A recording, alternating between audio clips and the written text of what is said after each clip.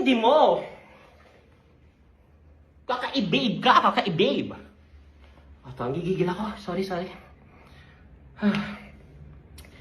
Ito pa matindi sa'yo, madam, no? Few months ago, sabi mo, papayag ka sa annulment. Ito, take note ha, after mo na makuha halos lahat ng ari-arian ng asawa mo, around 70 to 80% ng kanyang properties ay naibigay na sa'yo. After everything, meron ka pang hinihingi.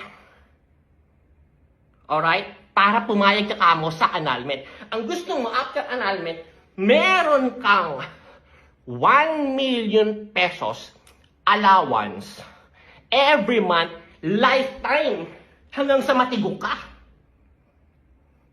Ito pa yung pangalawa mong request. After annulment, okay, lahat ng kikitain ng asawa mo, maging dollar billionaire pa siya dyan, kumita siya ng 10 billion, 20 billion, 30 billion pesos, gusto mo, meron kang share kahit annulled na kayo. At hindi pumayag yung asawa mo, kaya ka ngayon nag-iingay sa social media.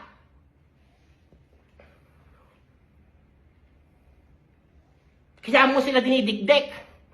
Dahil hindi pumayag yung asawa mo, lahat ng galit mo, binabaling mo dito kay Ivana. Bakit? Ano bang meron talaga kay Ivana sa mister mo? Ikaw lang nakakaalam nun. Ano ba? Bakit ba? Bakit sa dami-dami after 21 years, ngayon ka lang nagkakaganyan? Kasi hindi mo matanggap na after 21 years, ngayon lang siya nag-file for the first time ng annulment? At sinisisi mo si Ivana? Ganun ba yun? So anong gusto mo mangyari? Maghirap sila sa kangkungan? Itagal nyo ng hiwalay eh.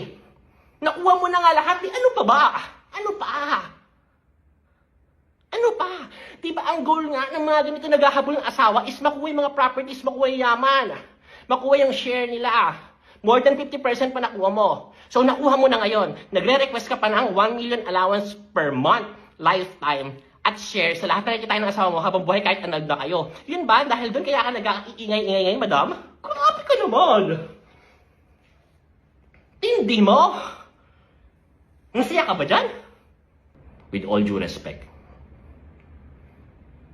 huwag mo palaspasin sa publiko na si Ivana yung dahilan kung bakit nasira yung pamilya ninyo.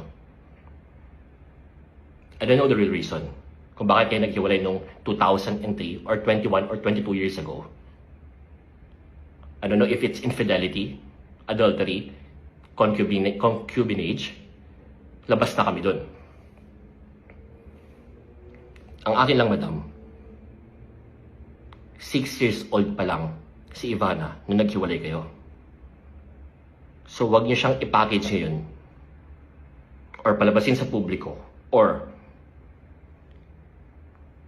ilathala yung narrative na siya yung dahilan kung bakit nawasak ang inyong kasal, nawasak ang inyong pamilya. Dahil hindi naman yung totoo. Dahil 6 years old pa lang siya during that time. At kung ano man yung namamagitan sa kanila right now, let's say totoo yun, hindi siya yung dahilan kung bakit siya naghiwalay.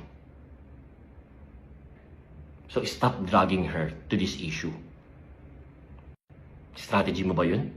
Technique mo ba yun? Game plan mo ba yun? Para manalo ka sa case? Dahil maging malicious or controversial yung kaso ng annulment ninyo, if Ivana Alawi na pangalan ay madawit dito as third party, ganun po ba yun? Very wrong eh. Very wrong. Wala naman po talaga akong paki sa inyo, madam eh. Or kung ano may issue ninyo mag-asawa eh, labas po ako dyan. Kaya po ako nakikisaw-saw right now. Kasi, naagrabyado yung taong inosente. Let's say, may relasyon talaga sila. Ano naman?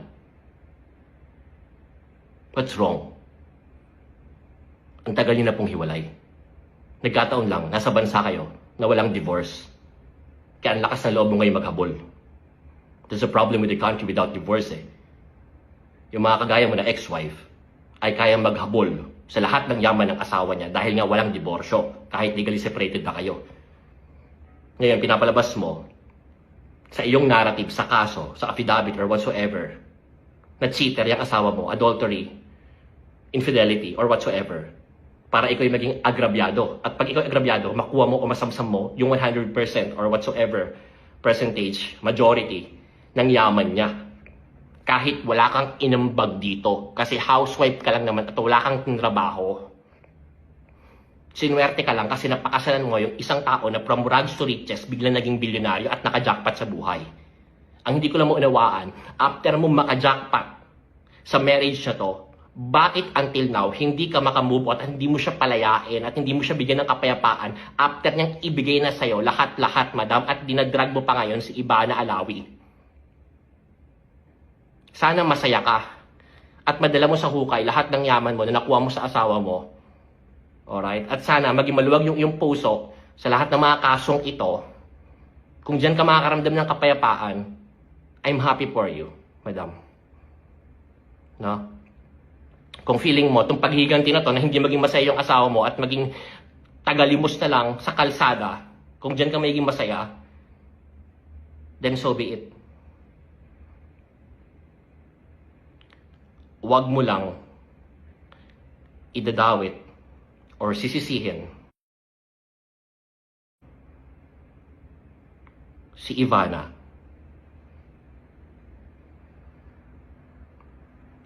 or sisirain sa publiko si Ivana as homewrecker, as someone na sumira ng kasal ninyo, dahil hindi yun totoo at alam mo po yan sa sarili mo, madam, with all due respect. God bless you po.